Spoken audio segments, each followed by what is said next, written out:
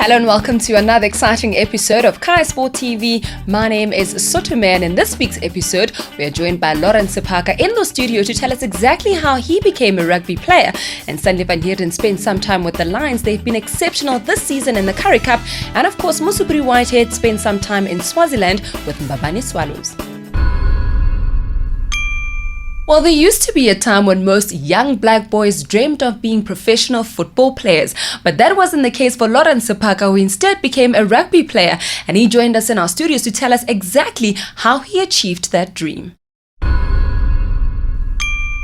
Now, you, a man born in the 70s and ended up playing rugby in the 90s and 2000s. How did you start playing rugby? I suppose I was pretty privileged because I suppose... I always say this, you don't know what kind of sport you're destined to do, but just try to get involved whichever way you can. Because I was actually a soccer player all up in the park, you know, club soccer. A soccer player your size? No, I was in a position where I wanted to participate, because if you didn't participate, then you ended up in the wrong spaces, in the wrong crowd. That's true. So after school, soccer, and I think you get used to it. Your bodies don't start to feel it anymore. And I think just post 95, and there was a huge demand for non-white players to get involved in the game. Oh, they were, but they needed more. They needed to grow the game in the community. And obviously, coming up in a colored community, most of colored people, they reside from the East or the Western Cape, and they come up for better opportunities in Jersey.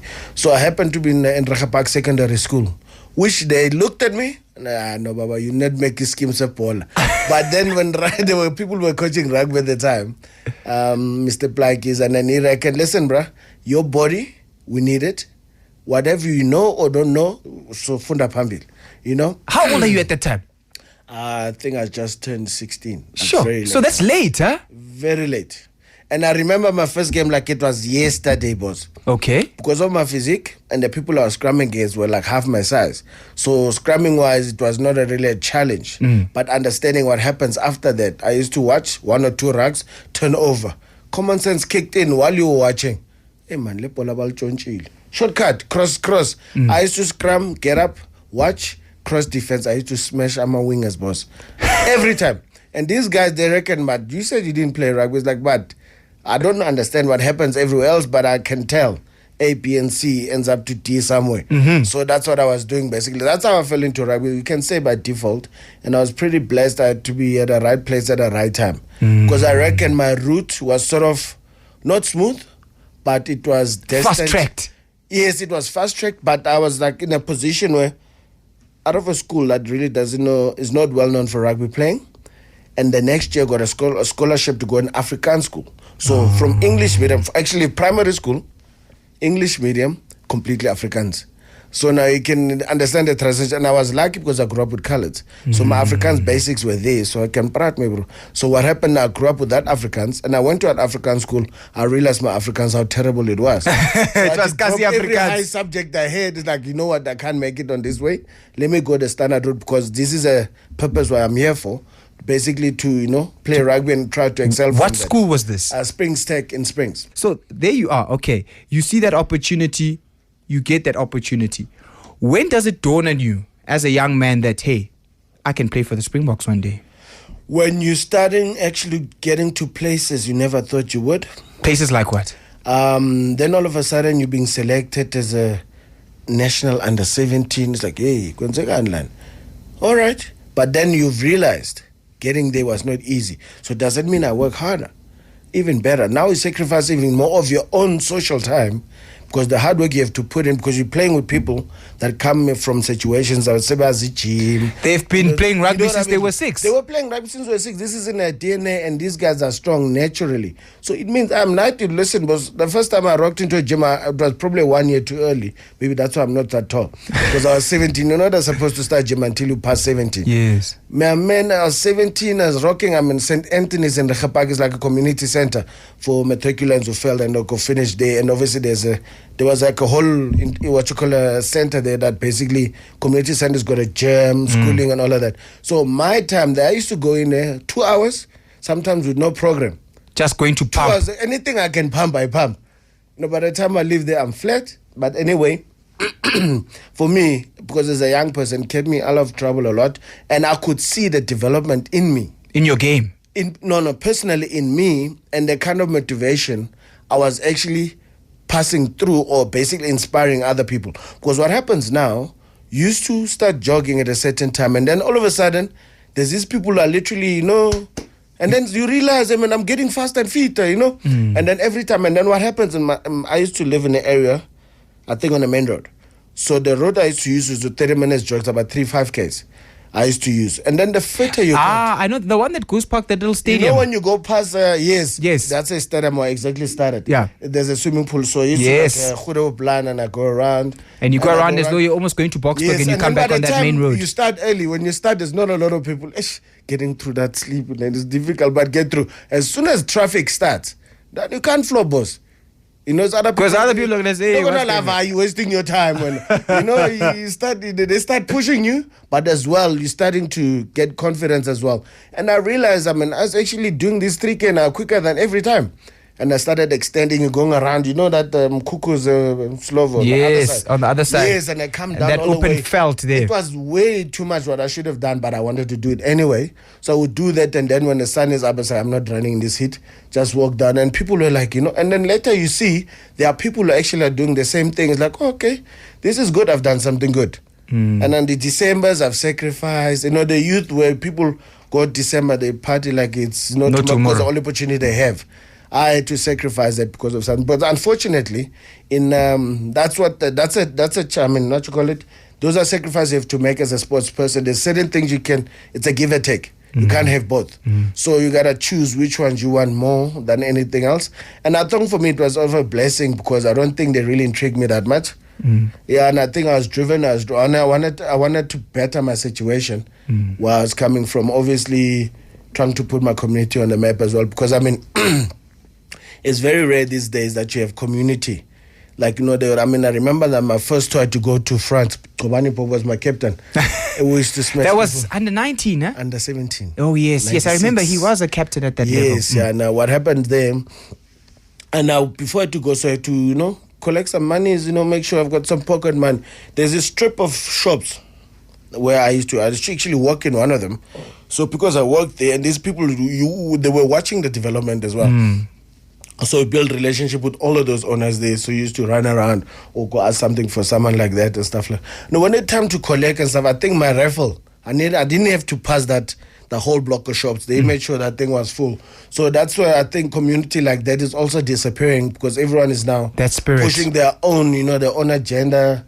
People have got different, there's an outlook on life and they're giving up on the youth, which I think is a difficult thing to do because, as grown people, as business people, we can't really all depend on government to sort of, Yes. It has to start in a community. Like a kid, our parents used to say, a kid is not raised by a parent, it's raised by the community. And obviously the community look after for each other. If that happens, a community normally prospers. There's no crime, kids are active, they find things to do. And people pour back their efforts into the community and so it sustains itself over time. It's not like a journey I walked on my own completely. My mother was a cornerstone, but I think the Rekapa community as well they played a part in making sure, I excel. And when I did get out, I think I got out at the right time. I stayed out.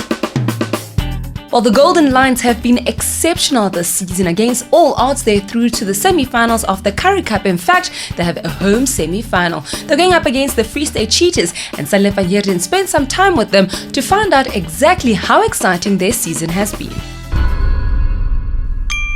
The Golden Lions are having the season of their lives. The men from Johannesburg finished the Currie Cup round-robin stage unbeaten with 10 wins from 10 games. Coach Johan Ackerman says while it does not guarantee them the trophy, what they have achieved can't be ignored. I know that from the supporters' point of view and from the media point of view, we'll be successful if we win the cup, otherwise it won't help anything. But I'm proud of the guys to achieve that, first of all. Second of all, I think I'm more satisfied with the amount of players that has developed through this Currie Cup.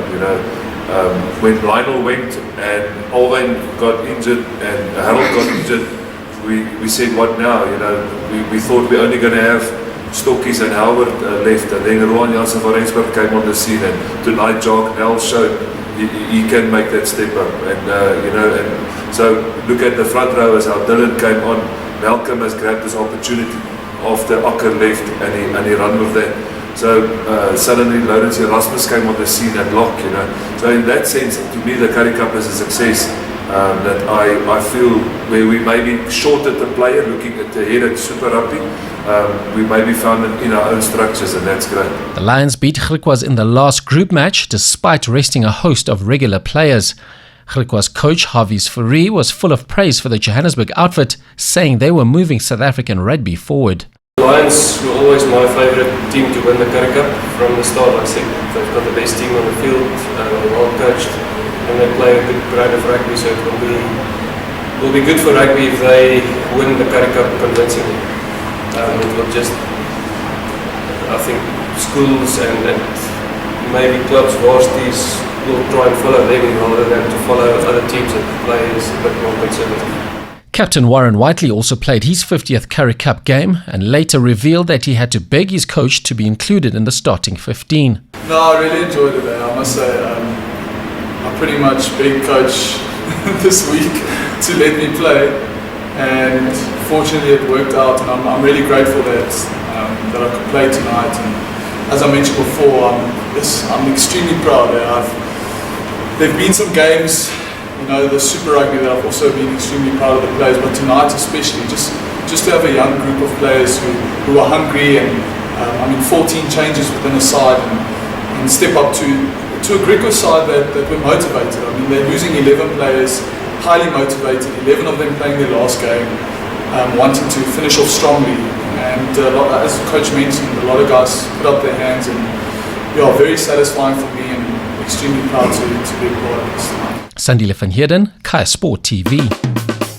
Well, good luck to the Golden Lions as well as the Free State Cheetahs as they go up against each other in the semi-finals of the Currie Cup. Now then, Mosibodi Whitehead spent some time with Mbabane Swallows just to find out what it takes to grow football in one of the smallest nations in Africa.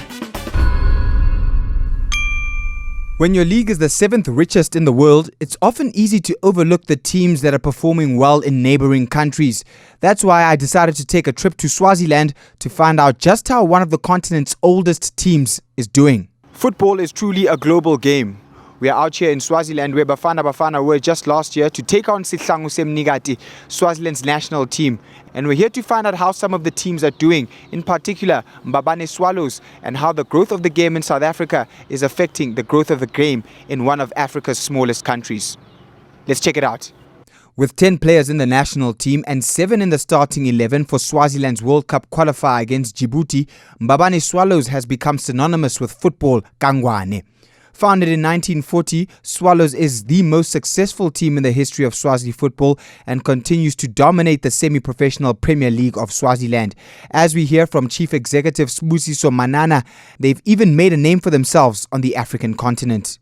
Yeah, we always try our best to do better when we play in Africa.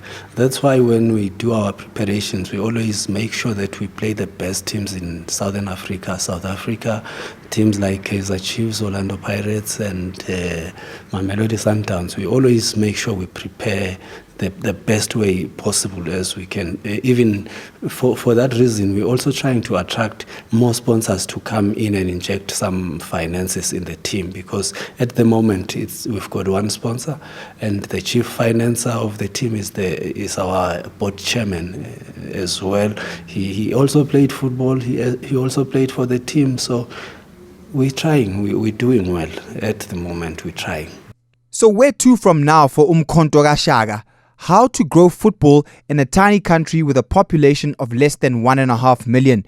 Manana says in order to grow football in the kingdom, teams such as Swallows and others will have to perform well in CAF competition in order to attract investment from sponsors in South Africa and the rest of the continent. We've got a development structure where we promote our best youngsters.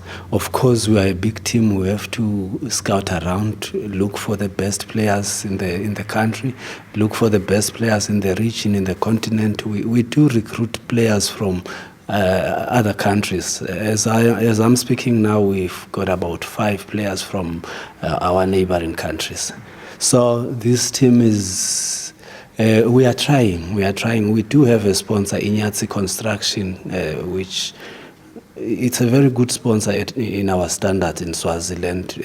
So all the sponsors, they always want to associate themselves with the best team in the land.